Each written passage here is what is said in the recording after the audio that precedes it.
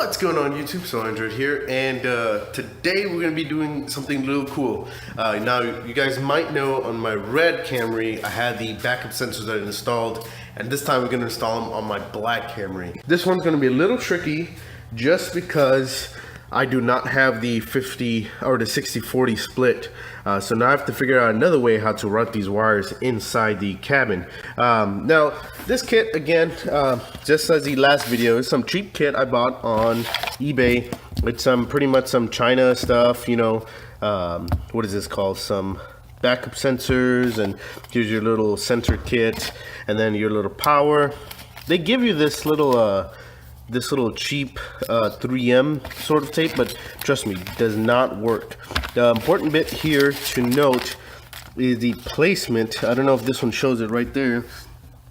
This is the important bit right here. It shows you how high they need to be and how far placed they need to be as well. So you can see here, they're all in meters, so I'm going to need to convert those to feet or inches or whatever the case may be. You will need a drill. I just have one of these cheap $100, you can pick them up really cheap, $50 or something like that. Second thing you need is, I personally like using painter's tape, you know, that blue Scotch tape, because when I'm measuring out my holes and where to drill, the painter's tape comes perfect to look at. Another thing you might need is, instead of using that 3M tape, that pre-cut out tape that they give, I'm supplying my own type of 3M tape.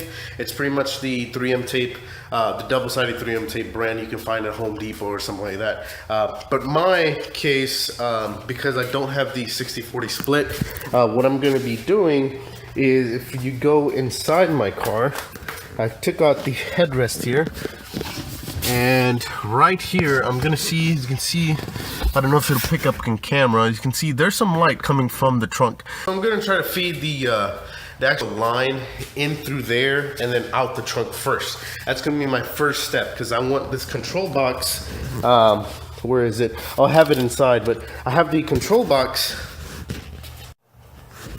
Alright, so this is that control box. I want this to be inside first before I get anything mounted, because I want to see the display and everything. Now, on a side note, I am going to be mounting display upside down like this, and since I don't want my display numbers to be upside down, I actually took apart the little screws here and I flipped the display.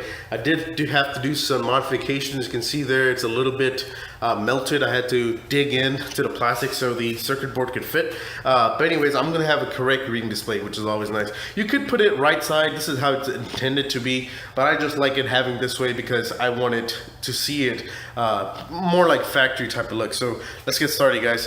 Alright guys, so the hardest step is complete right now. As you can see there, that is the wire that I can route here behind this carpet inside my actual wiring harness here. If you come around, you can see, if you look in here, I just have the wire going behind the seat, so that worked out perfectly. I did forget to mention how this actually works. So what you need to do is have this wire here.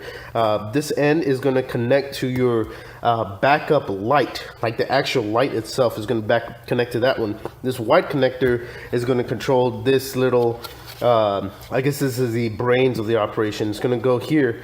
That digital readout that I have here is going to go in the second slot, and then you have the 4 sensors right here that are going to go here and inside the bumpers. Now, before actually drilling the holes and putting the bumpers in, the sensors in, make sure you get the right position correctly. You don't want it to, it's like if it's something's close on this side, you don't want that sensor to be going off, you know what I mean? So make sure it's in the right spot. All right, so I went a little overkill with taking some of the stuff out from the back.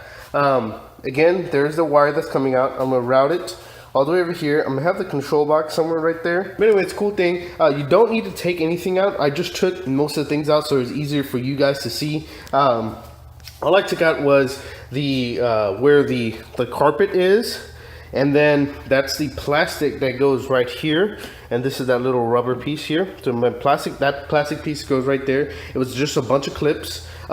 This little tray that fit in that corner, that was 1 bolt, and then this little, I guess this little carpet that goes right there, and that was just like three those little pry tack tools or whatever you want to call it. So next thing I'm gonna do, I'm gonna just route this wire all the way up here and try to, I guess, I think I'm in 3M, the little control box right there, and then I'm going to try to mock up on how I'm going to have the sensors back here, since I think I might drill a hole right here for all the sensors to come out and then, you know, plug in there, but we'll have to see how that goes. So a couple of things happened since the last take. I went ahead and connected the power to the backup light that I have up there. I just followed the wire all the way down this little plastic thingy, and let me see if I can pull this back. You can see here, that is my backup camera right there. It's a red and also a white and black wire, and I just followed that all the way down here through this little thing, and then I spliced it to there. So see here, I have the actual unit, and it's plugged into the unit, and then I have the display right there, and I just connected this piece right here to the unit because I wanted to see if everything works, and everything works out pretty well. Another thing I did off camera was this little thing right here. I just took a piece of tape and I ran it across my bumper. I marked the center line. You can see that little circle, that's the center line, and then I measured out, so this should be, I think, 0.4 actually 40 centimeters here, and then from here to here 40 centimeters as well. And then I kind of estimated the height to the top. I didn't want it on top of here, and I didn't want it too low, so I put it right there, and it's in between those specs that's on the sheet. So let's go ahead and drill out the holes, and then we'll go ahead and drill out the hole right here as well for the wires to come out of. Guys, here we go, more progress. As you can see here, the holes are all drilled in. I can put my finger all the way in, and it's all good to go. And I also drill that hole, where is it, that hole, so I can feed the wires in. Now, some cars might have already pre-existing holes like these, or something like that, but I just wanted to drill another hole because I wanted the clearance. One thing you guys should mention, I'm sorry I look like a mess because I'm freaking tired, it's hot in here.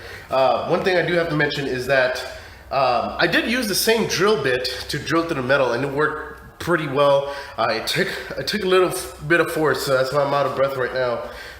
Another thing to note is wherever you drill your holes for your sensors, make sure there's nothing behind it.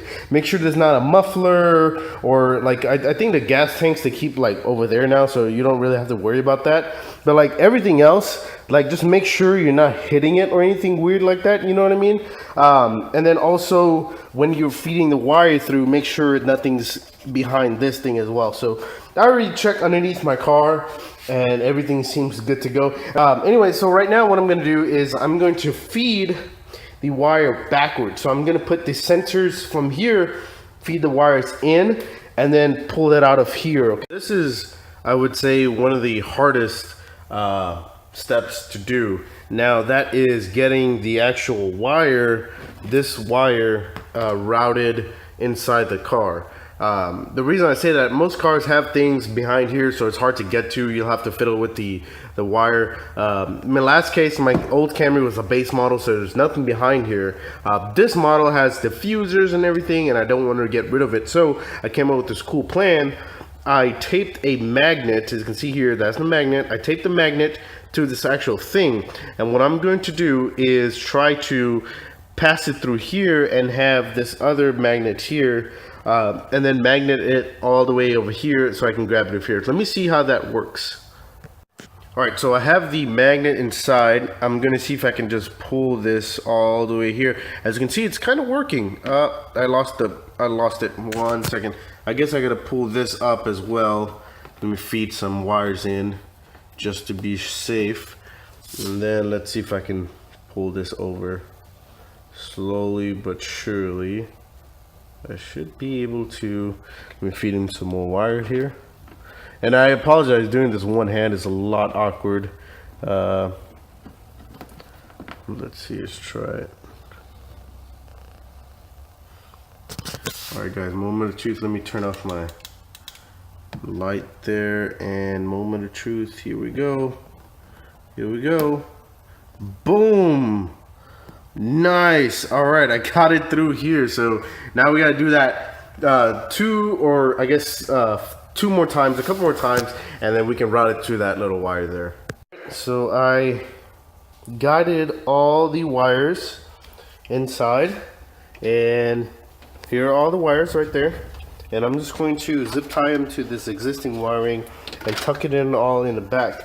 And as you can see here, I don't have a deburr tool or anything for the sharp edges, so I just put some tape, and that seems to be taking care of that problem. So and then I connected it right there. I connected it A, B, C, and D, and so the only thing left right now is to tidy everything up and test it.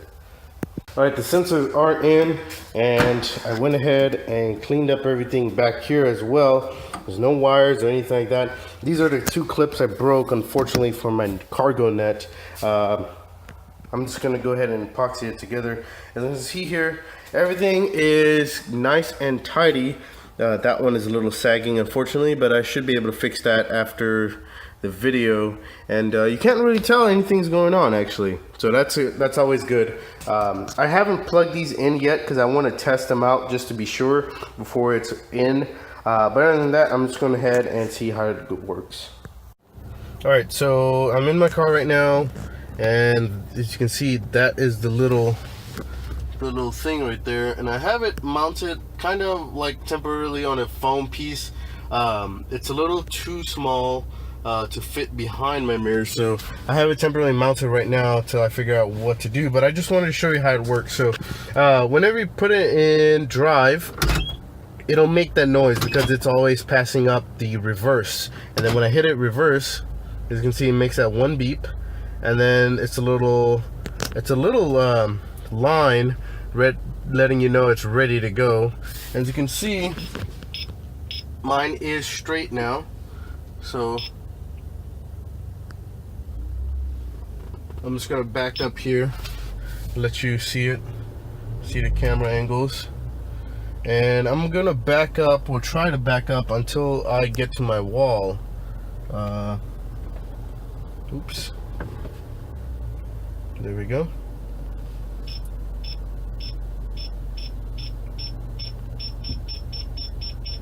As you can see, it's making that beeping noise, letting me know that I'm really close to my wall. The closest it'll get is 1 foot, which, as you can see, this is a pretty good distance that it was beeping at. It's not the full distance. The full distance comes all the way to my rug, but I don't want to move it and melt the rug with my mufflers. But as you can see here, the actual sensors look pretty OEM. All right, overall, guys, this was pretty easy install, I would say, especially depending on what type of car you have. Mine took about I want to say 2 hours without me having to come back and forward with the camera, and mostly because I knew what I was doing. I remember the first time it took me like 3 hours because I wanted a plan and everything. But just watching this video, hopefully you guys can enjoy your backup sensors for really cheap. One thing I do have to complain is the beeping noise in this model that I have. I'm not sure if it's because I messed it up or if it's because it comes like this. It's not that professional sounding. It doesn't sound luxury. It sounds like a little chirp, which I don't really like. The original one I had sounded really good. But anyways, yeah, I just wanted to show you how to install this. Other than that, you can see here, I went ahead and put some of that tire shine on here, so I popped it in, and all of them fit pretty good. They are a little bit tough to get out, just in case you want to, I don't know, switch it up a little bit or anything like that. Now, one thing I also forgot to mention is that make sure the sensors are pointing up. On the back of the sensor, there's a little arrow that points up, so make sure those are pointing up.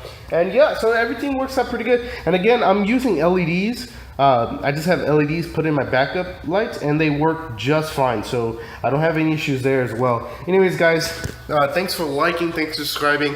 I'll see you guys in the next one. Peace.